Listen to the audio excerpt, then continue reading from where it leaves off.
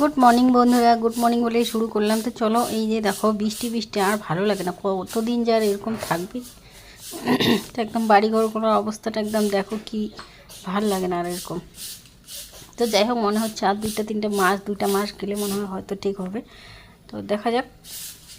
বর্ষার দিনটা যে এত বাজে দিন না, বাড়িঘরগুলো নোংরা হয়, ইস বলার মতো না। তাও তো কি করবো, করতে তো হবেই, তাই না? তো চলে আসলাম, দেখো উঠান বাড়িগুলো একদম পরিষ্কার করে ঝাড় দিয়ে চলে আসলাম এদিকটা। তো এদিকটা ঝাড় দিয়ে একবার এদিকে বাসন কুসনগুলো মাইজে টেজে নিয়ে তারপরে একবারে পরে পরিষ্কার করবো। তো তারপর দেখো চলে আসলাম রান্নাঘরে। তো রান্না হয়ে গেছে, আর এই যে এটা হয়ে যায়, কচু ডগাটা হয়ে যায়, হইলে পরে হয়ে যায়। তো ওই যে এখানে হয়ে গেছে জন্য একটুখানি দিয়ে দিলাম চিনি, তো নামানোর আগে। তো চলো দেখতে থাকো। বেশি কিছু শেয়ার করতে পারলাম না, যেহেতু একদম 2 মিনিটের ভিডিও, এই জন্য।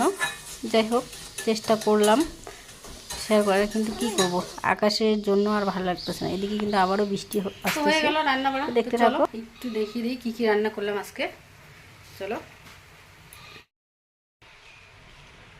তো এই যে ছোলা কচু আনছিল, তো আজকে রান্না করলাম। এখানে হচ্ছে ছোলা কচুর তরকারি, ছোলা কচুর ডাকাটা আর কি, কচুটা রান্না করি নেই। আর এখানে হচ্ছে এই যে আলু ভাজা, আর এই যে হচ্ছে মুসুর ডাল। তো ডালটা আজ বেশ ঘন করে রান্না করছি, দাঁড়াও।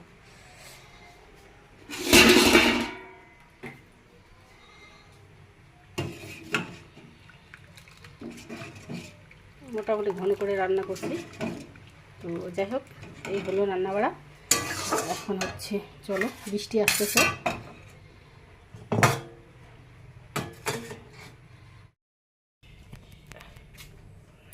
বৃষ্টি আসবে মনে হয়। তো চলো, ভিডিওটা আমি বড় করতেছি না, এখানেই টাটা বাই বাই করতেছি। আবার দেখা হচ্ছে কালকে একটা নতুন ভিডিওর সাথে, ঠিক আছে?